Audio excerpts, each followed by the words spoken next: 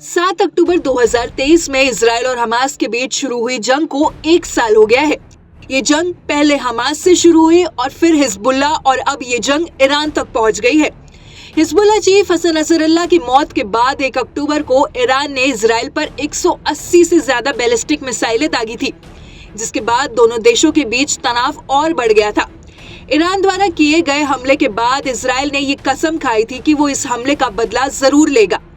हालांकि इजराइल ने अभी तक ईरान पर कोई जवाबी हमला नहीं किया है, बल्कि इजराइल हिजबुल्लाह में जमीनी हमला कर चुका है।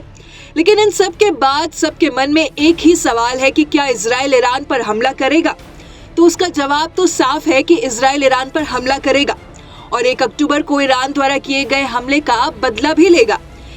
लेकिन इन सब के बाद सबसे बड़ा सवाल ये है कि इजराइल ईरान में कहां हमला करेगा, क्योंकि इजराइल ईरान से बदला लेने के लिए उसके oil facility, Rashtrapati Bhavan, Iran के सर्वोच्च नेता अली खमीनी के भवन और रिवॉल्यूशनरी गार्ड के हेडक्वार्टर्स को निशाना बना सकता है, जिसके बाद ईरान को भारी नुकसान का सामना करना पड़ सकता है।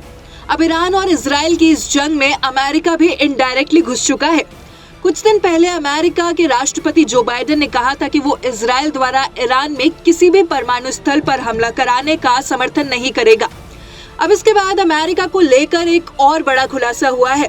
अमेरिका ने इजराइल को ईरान में कुछ खास ठिकानों पर हमला करने से परहेज करने पर मुआवजा पैकेज देने की पेशकश की है।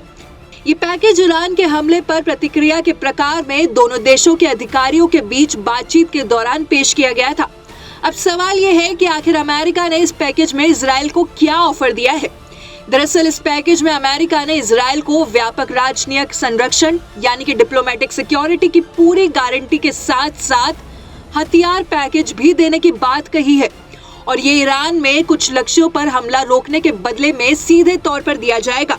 खबरों के मुताबिक अमेरिकी अधिकारी ने कहा कि अगर इजराइल A, B, C ठिकानों पर हमला नहीं करता है तो अमेरिका इजराइल को राजनीतिक सुरक्षा और हथियारों का पैकेज देगा। अब इसका जवाब देते हुए इजरायली अधिकारियों ने कहा कि वो अमेरिका पर विचार करते हैं और उसकी बात सुनते हैं। इसके आगे उन्होंने कहा कि वो इजरायली नागरिकों की रक्षा और इजराइल राज्य की सुरक्षा के लिए कुछ भी करेंगे। वहीं दूसरी तरफ IDF अपनी प्रतिक्रिया के लिए अमेरिका के साथ लगातार चर्चा कर रहा है। लेकिन इन सब के बीच एक बात तो तय है कि इजराइल ईरान पर जवाबी हमला जरूर करेगा और ईरान द्वारा दागी गई 180 मिसाइलों का बदला भी लेगा। लेकिन कब और कैसे, वो एक बड़ा सवाल है। इजराइल की क्या रणनीति होगी? क्या वो अमेरिका के दिए हुए मुआवजे पैकेज को मानेगा या सीधे तौर पर बिना किसी समझौते के हमला करेगा? ब्यूरो रिपोर्ट, क्राइम तक।